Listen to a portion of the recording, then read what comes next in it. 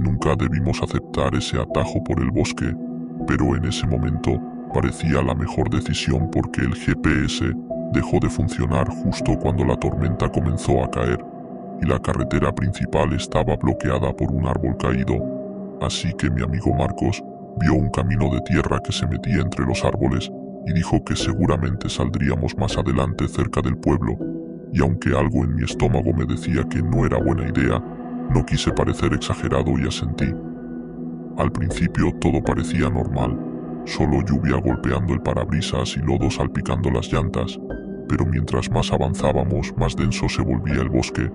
Los árboles parecían inclinarse hacia el camino como si quisieran cerrarlo detrás de nosotros, y la niebla comenzó a cubrirlo todo hasta el punto en que apenas podíamos ver más allá de unos metros. Entonces la radio empezó a emitir un ruido extraño. No era estática común, era como un murmullo lejano mezclado con interferencia. Marcos intentó cambiar la estación, pero todas sonaban igual, como si alguien estuviera susurrando entre las frecuencias. Después de unos 10 minutos manejando en línea recta que parecieron una hora, el camino terminó de golpe frente a una cabaña de madera que ninguno de los dos esperaba encontrar allí. Estaba completamente sola, sin cercas, sin luces alrededor, sin señales de otro camino que continuara, solo esa construcción vieja con una ventana iluminada tenuemente por una luz amarillenta que parpadeaba, y lo más extraño era que la lluvia parecía caer con menos fuerza justo en ese claro, como si el lugar estuviera protegido por algo invisible. Marcos apagó el motor y nos quedamos en silencio observando la cabaña. Yo sentía una presión extraña en el pecho, no miedo exactamente, sino la sensación de estar en un lugar donde no éramos bienvenidos. Le dije que mejor regresáramos, pero cuando miramos hacia atrás el camino por el que habíamos venido ya no estaba claro. La niebla lo había cubierto por completo y parecía más estrecho que antes, casi irreconocible. Entonces la puerta de la cabaña se abrió lentamente sin que nadie la tocara. No vimos a ninguna persona salir, solo la puerta moviéndose con un chirrido largo y pesado. Marcos murmuró que tal vez alguien necesitaba ayuda, y antes de que pudiera detenerlo, ya estaba bajando del auto. Yo lo seguí porque quedarme solo era peor opción. El aire afuera estaba más frío de lo normal, y había un olor a madera húmeda mezclado con algo metálico que no supe identificar. Caminamos hasta la entrada y noté que no había huellas en el barro, ni nuestras ni de alguien más, como si el suelo se hubiera endurecido solo en ese punto.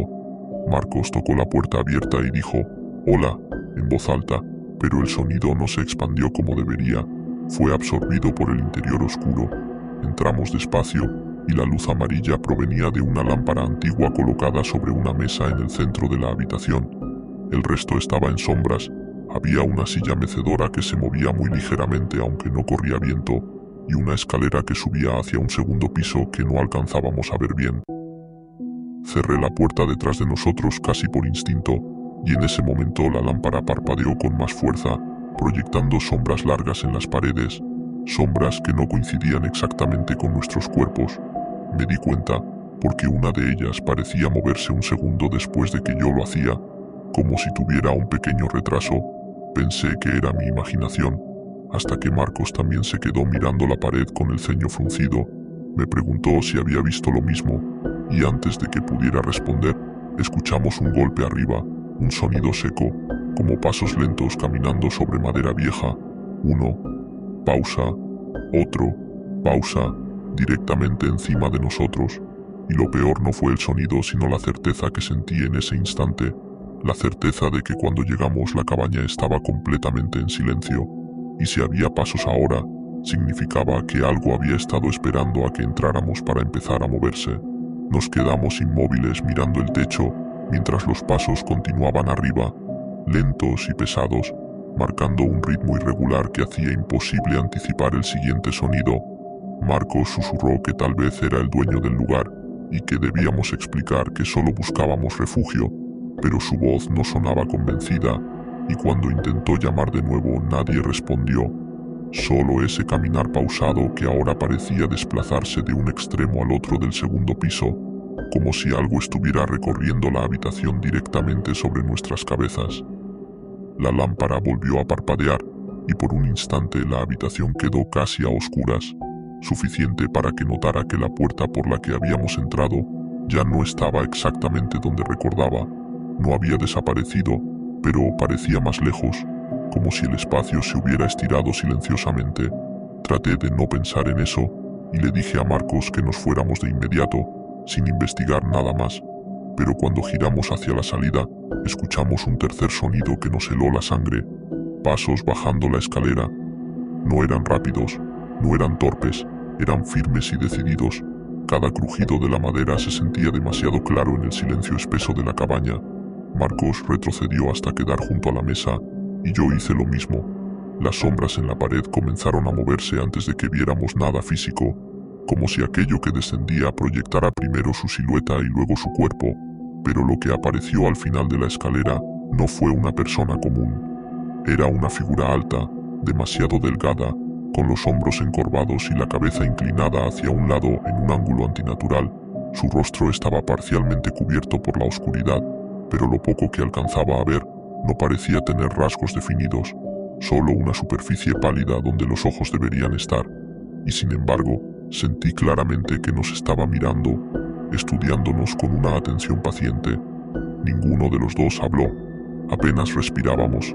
La figura dio un paso hacia adelante y el suelo no crujió bajo su peso, como si no tuviera peso alguno, y entonces ocurrió algo que rompió cualquier intento de lógica. La silla mecedora empezó a balancearse con más fuerza, marcando el mismo ritmo que los pasos que habíamos escuchado arriba, aunque ahora la figura estaba frente a nosotros. Marcos dio un paso atrás y chocó con la pared, y en ese instante la figura inclinó aún más la cabeza y emitió un sonido bajo, no exactamente una voz, más bien una imitación imperfecta de respiración humana, como si estuviera ensayando cómo hacerlo correctamente.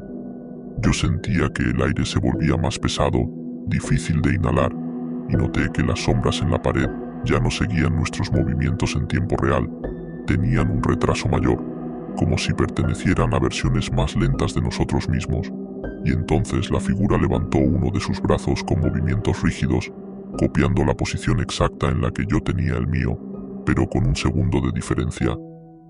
Entendí algo en ese momento que me recorrió el cuerpo como un escalofrío eléctrico. No nos estaba atacando, nos estaba observando para aprender.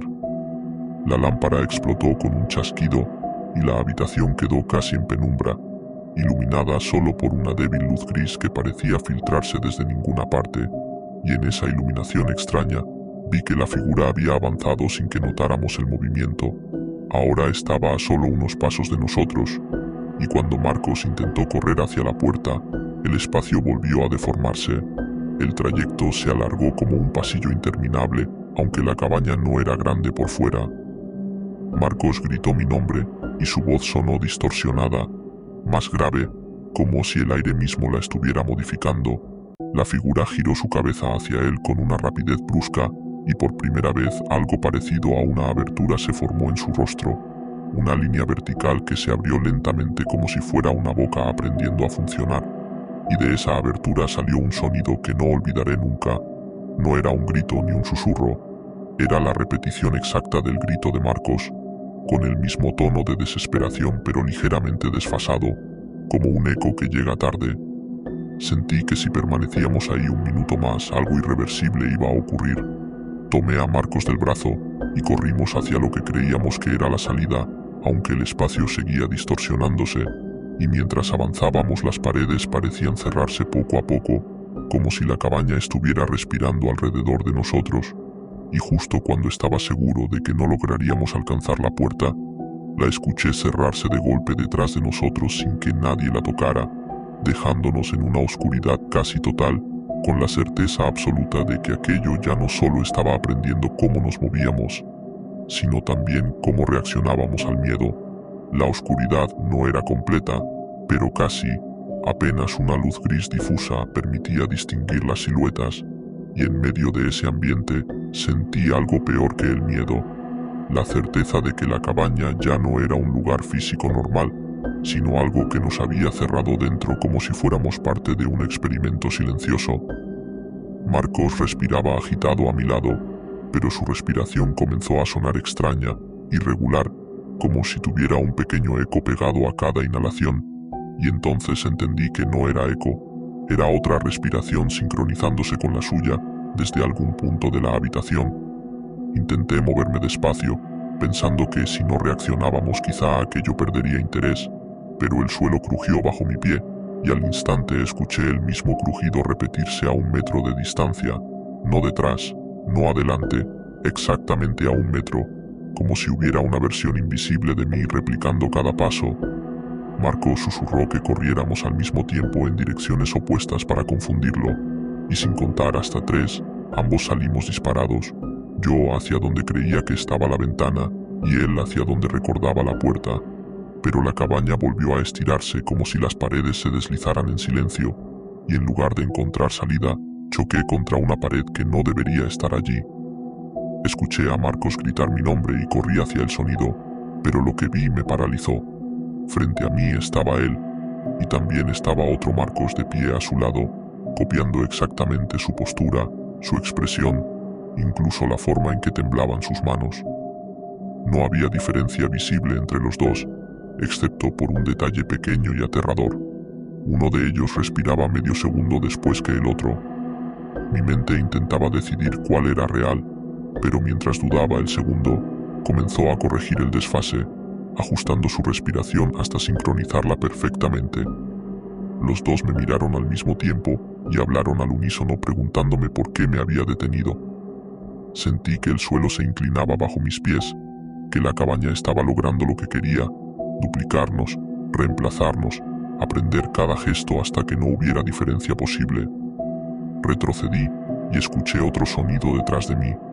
Giré lentamente y vi otra figura con mi rostro, aún incompleto, como si estuviera en proceso de terminarse. Su piel parecía tensarse y acomodarse para imitar mis rasgos con precisión creciente. Entonces comprendí algo horrible. No era la primera vez que la cabaña hacía esto. No parecía antigua por fuera, pero por dentro no tenía polvo ni señales de abandono. Era como si estuviera siempre lista, esperando visitantes para perfeccionar sus copias. Los dos Marcos comenzaron a caminar hacia mí con movimientos perfectamente coordinados, y la versión de mí frente a ellos intentó dar un paso también, pero todavía tenía ese leve retraso, como si necesitara unos segundos más para aprender del todo. En un impulso desesperado corrí hacia la escalera, pensando que si subía tal vez encontraría alguna salida diferente, y al llegar al segundo piso, descubrí que no había habitaciones, solo un espacio vacío con paredes lisas y decenas de sombras proyectadas sobre ellas, sombras que no estaban conectadas a ningún cuerpo visible, sombras que caminaban, respiraban y se movían solas como si practicaran ser personas.